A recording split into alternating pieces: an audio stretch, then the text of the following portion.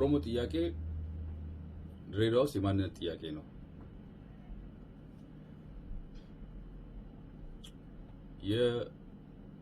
የፍትህ ጥያቄ፣ የማህበራዊ ፍትህ ጥያቄ፣ የፖለቲካል ሪፕሬዘንቴሽን፣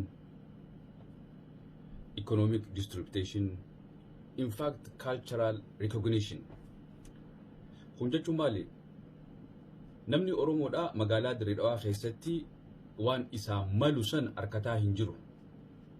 Kun ifaaf ifatti waan qabatamaan bulchiinsinis waan beeku. Jijjiirama kanaaf qeerroo magaalaa Direedawaadha dhiiga lafee they pay the ultimate price lubbuu isaanii kannanii jiran jechuudha.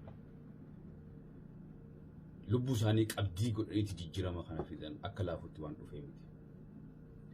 Jijjiiramni kun jijjiirama hoggantoonni Oromoo hoggansa gubbaratti bahanii ijoollee qeerroo kalee qabsaawaa turte itti miidhan yookaan malaammaltummaa dachii itti cabachabanii miti kun. Gaafiin magaalaa Direedawaadhaa gaafii ifiif of bulchuudha. Self-determination. Gaafiilee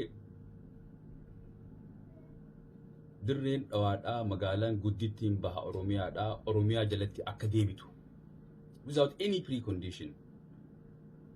Charterri hawaasni magaalaa Direedawaa waa'ee charter rights wanni beeku hin jiru. Charterri sun is invalid and illegitimate waan ta'eef jecha sun ciramee darbamuu qaba. Abbaan biyyummaadhaa abbaadhaaf galuu danda'uu qaba.